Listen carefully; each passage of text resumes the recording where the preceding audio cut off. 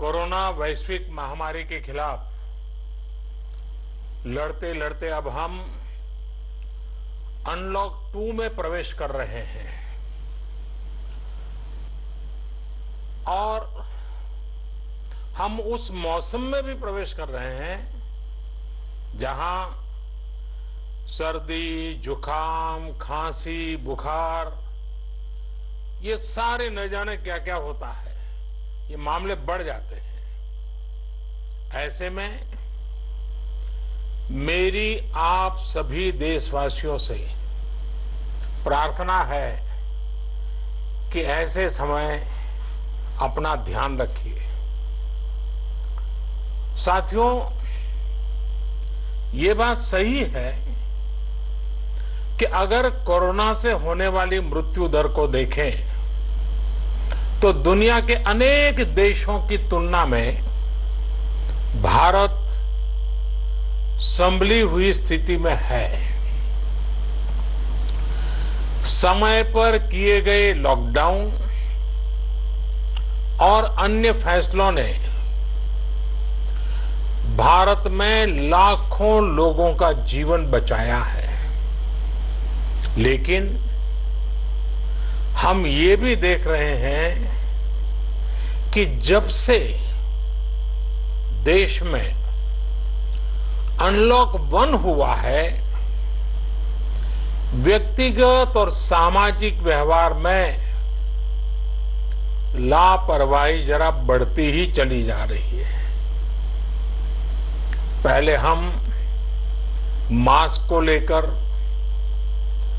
2 गज की दूरी को लेकर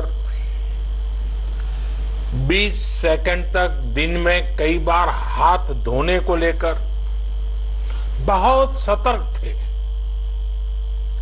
लेकिन आज जब हमें ज्यादा सतर्कता की जरूरत है तो लापरवाही बढ़ना बहुत ही चिंता का कारण है। साथियों, लॉकडाउन के दौरान बहुत गंभीरता से नियमों का पालन किया गया था। अब सरकारों को, स्थानीय निकाय की संस्थाओं को, देश के नागरिकों को फिर से उसी तरह की सतर्कता दिखाने की जरूरत है। विशेषकर कंटेनमेंट जोन्स, उस पर तो हमें बहुत ध्यान देना होगा। जो भी लोग नियमों का पालन नहीं कर रहे हैं, हमें उन्हें टोकना होगा, रोकना होगा और समझाना भी होगा। अभी आपने खबरों में देखा होगा, एक देश के प्रधानमंत्री पर 13,000 रुपये का जुर्माना इसलिए लग गया क्योंकि वो सार्वजनिक स्थल पर मास्क पहने बिना गए थे। भारत में भी स्थानीय प्रशासन को इसी चुस्ती से काम करना चाहिए। ये 130 करोड़ देशवासियों के जीवन की रक्षा करने का अभियान है। भारत में गांव का प्रधान हो या देश का प्रधानमंत्री, कोई भी नियमों से ऊपर नहीं है। साथियों, लॉकडाउन के दौरान देश की सर्वोच्च प्राथमिकता रही ऐसी स्थिति न आए कि किसी गरीब के घर में चूल्हा न जले। केंद्र सरकार हो, राज्य सरकारें हो, सिविल सोसाइटी के लोग हों, सभी ने पूरा प्रयास किया कि इतने बड़े देश में हमारा कोई गरीब भाई बहन भूखा न सोए। देश हो या व्यक्ति, समय पर फैसले लेने से, संवेदनशीलता से फैसले लेने से किसी भी संकट का मुकाबला करने की शक्ति अनेक गुना बढ़ जाती है। इसलिए लॉकडाउन होते ही सरकार प्रधानमंत्री गरीब कल्याण योजना लेकर आई। इस योजना के तहत गरीबों के लिए 2.25 लाख करोड़ रुपए का पैकेज दिया गया। साथियों, बीते 3 महीनों में 20 करोड़ गरीब परिवारों के जनधन खातों में सीधे 31,000 करोड़ रुपया जमा करवाए गए हैं। इस दौरान 9 करोड़ से अधिक किसानों के बैंक खातों में 18,000 करोड़ रुपए जमा हुए हैं।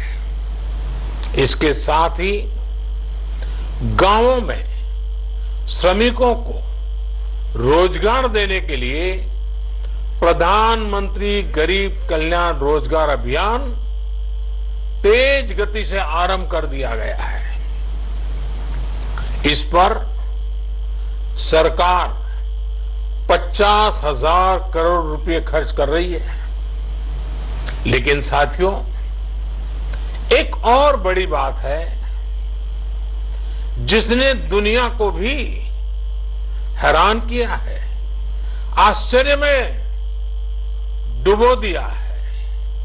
वो ये कि कोरोना से लड़ते हुए भारत में 80 करोड़ से ज्यादा लोगों को 3 महीने का राशन, यानी परिवार के हर सदस्य को 5 किलो गेहूं या चावल मुफ्त दिया गया। इसके अतिरिक्त प्रति परिवार हर महीने 1 किलो दाल भी मुफ्त दी गई। यानी एक तरह से देखें तो अमेरिका की कुल जनसंख्या से 2.5 गुना अधिक लोगों को,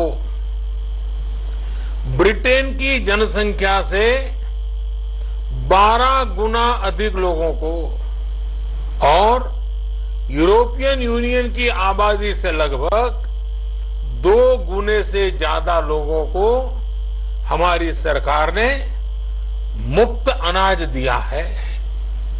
साथियों, आज मैं इसी से जुड़ी एक महत्वपूर्ण घोषणा करने जा रहा हूं। साथियों, हमारे यहां वर्षा ऋतु के दौरान और उसके बाद मुख्य तौर पर कृषि क्षेत्र में, एग्रीकल्चर सेक्टर में ही ज्यादा काम होता है। अन्य दूसरे सेक्टरों में थोड़ी सुस्ती रहती है। जुलाई से धीरे धीरे त्योहारों का भी माहौल बनने लगता है। अब आप देखिए, अभी 5 जुलाई को गुरु पूर्णिमा है, फिर सावन शुरू हो रहा है, फिर 15 अगस्त आएगी, रक्षाबंधन आएगा, कृष्ण जन्माष्टमी आएगी, गणेश चतुर्थी आएगी, ओणम होगा और आगे जाएं तो काटी बिहू है, नवरात्रि है, दुर्गा पूजा है, दशहरा है, दीपावली है, छठी मैया की पूजा है। त्योहारों का ये समय जरूरतें भी बढ़ाता है, खर्च भी बढ़ाता है।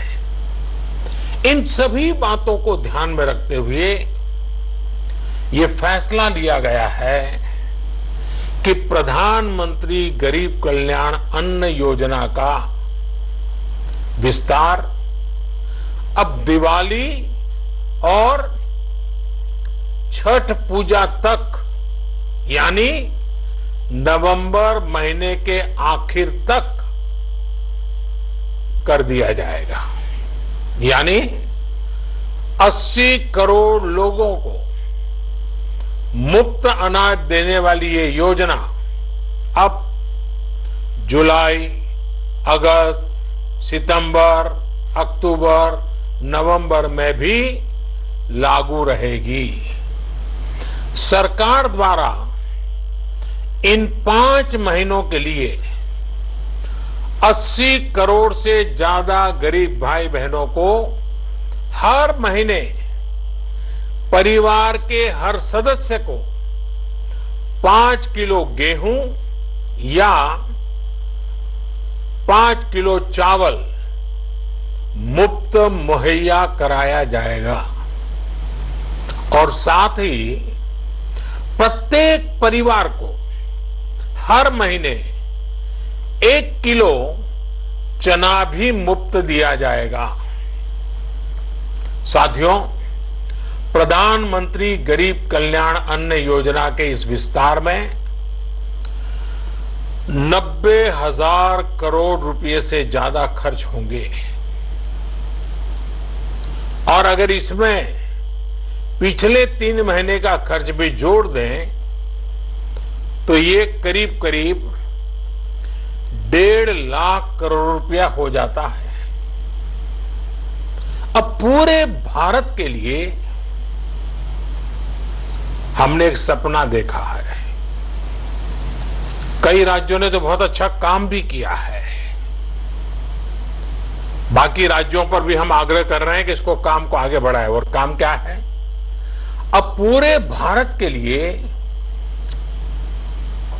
एक राशन कार्ड की व्यवस्था भी हो रही है। यानी एक राष्ट्र एक ration card, 1 nation 1 ration card. इसका सबसे बड़ा लाभ उन गरीब साथियों को मिलेगा जो रोजगार या दूसरी आवश्यकताओं के लिए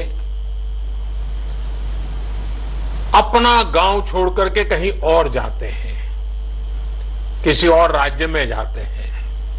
साथियों, आज गरीब को, जरूरतमंद को सरकार अगर मुफ्त अनाज दे पा रही है तो इसका श्रेय प्रमुख रूप से 2 वर्गों को जाता है। पहला, हमारे देश के मेहनती किसान, हमारे अन्नदाता, और दूसरा हमारे देश के ईमानदार टैक्स पेयर। आपका परिश्रम, आपका समर्पण ही जिसकी वजह से देश ये मदद कर पा रहा है। आपने देश का अन्न भंडार भरा है, इसलिए आज गरीब का, श्रमिक का चूल्हा जल रहा है। आपने ईमानदारी से टैक्स भरा है, अपना दायित्व निभाया है, इसलिए आज देश का गरीब इतने बड़े संकट से मुकाबला कर पा रहा है। मैं आज हर गरीब के साथ ही देश के हर किसान, हर टैक्स पेयर का हृदय से बहुत बहुत अभिनंदन करता हूं, उन्हें नमन करता हूं। साथियों, आने वाले समय में हम अपने प्रयासों को और तेज करेंगे। हम गरीब, पीड़ित, शोषित, वंचित हर किसी को सशक्त करने के लिए निरंतर काम करेंगे। हम सारी एहतियात बरतते हुए इकोनॉमिक एक्टिविटीज को और आगे बढ़ाएंगे। हम आत्मनिर्भर भारत के लिए दिन रात एक करेंगे। हम सब लोकल के लिए वोकल होंगे। इसी संकल्प के साथ हम 130 करोड़ देशवासियों को मिलजुल करके संकल्प के साथ काम भी करना है, आगे भी बढ़ना है। फिर से एक बार मैं आप सबसे प्रार्थना करता हूं, आपके लिए भी प्रार्थना करता हूं, आपसे आग्रह भी करता हूं, आप सभी स्वस्थ रहिए, 2 गज की दूरी का पालन करते रहिए, गमछा, फेस कवर, मास्क ये हमेशा उपयोग कीजिए, कोई लापरवाही मत बरतिए। इसी आग्रह, इसी कामना के साथ मैं आप सभी को बहुत बहुत शुभकामनाएं देता हूं।